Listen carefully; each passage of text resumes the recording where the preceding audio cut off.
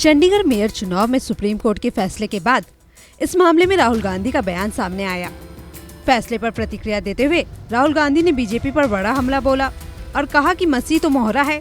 राहुल गांधी ने चंडीगढ़ मेयर चुनाव को बीजेपी की प्लानिंग बताते हुए इसे लोकतंत्र की हत्या करार दिया। बता दें, सुप्रीम कोर्ट ने महापौर चुनाव का नतीजा पलटते हुए हारे उम्मीदवार को विजेता बना दिया। इस फैसले के आने के बाद से ही तमाम पार्टियां बीजेपी पर हमलावर हो गई। इसी कड़ी में राहुल गांधी ने माइक्रो ब्लॉगिंग साइट एक्स पर पोस्ट करते हुए लिखा, लोकतंत्र की हत्या की बीजेपी प्लानिंग में मसीह तो सिर्फ मोहरा है, पीछे मोदी का चेहरा है। राहुल गांधी ने इस पूरे मामले को लोकतंत्र की हत्या करार दिया और इसके लिए पीएम मोदी को जिम्मेदार ठहराया। दरअसल 20 जनवरी को हुए चुनाव के दौरान रिटर्निंग ऑफिसर अनिल मसीह ने 8 बैलेट पेपर को अवैध करार दिया था, जिस वजह से आम आदमी पार्टी के मेयर उम्मीदवार कुलदीप हार गए थे। इस मामले में सुनवाई करते हुए सर्वोच्च अदालत ने साफ किया कि वो पूरी चुनावी प्रक्रिया को रद्द नहीं कर रही है। वो खुद को मतगणना प्रक्रिया में गलत कार्यों से निपटने तक ही सीमित रख रही है, जिसके कारण कुमार के फेवर में डाले गए 8 मत अमान्य हो गए थे। सीजीआई के नेतृत्व वाली पीठ ने कहा कि ये साफ है कि मसीह ने जानबूझकर 8 मतपत्रों को विरूपित करने का प्रयास किया। वहीं इस फैसले के आने के बाद सीएम केजरीवाल ने बीजेपी पर हमला बोलते हुए कहा कि ये इंडिया गठबंधन की जीत है, ये जनता की जीत है। आज कैमरे के सामने सबूत आ गए और बीजेपी वाले पकड़े गए।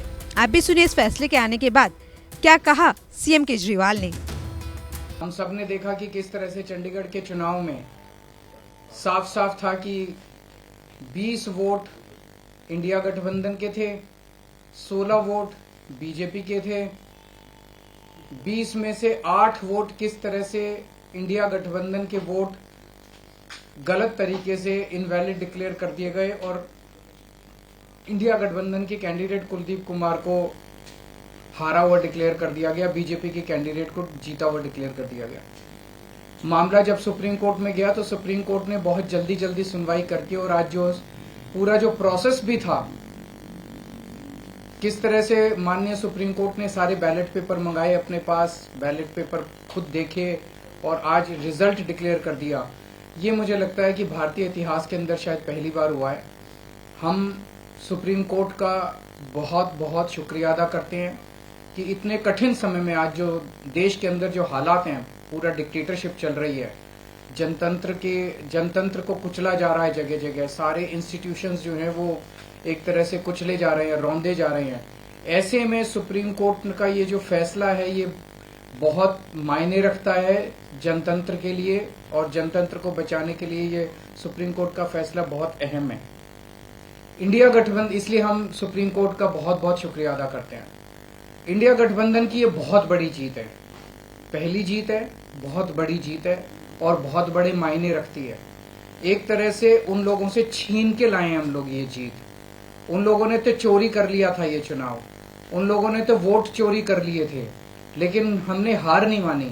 हम आखिरी समय तक लड़ते रहे, संघर्ष करते रहे और अंत में हमारी जीत हुई। तो ये पूरे देश के लिए, इंडिया गठबंधन के लिए बहुत बड़ी जीत है और बहुत बड़ा संकेत देती है देश को।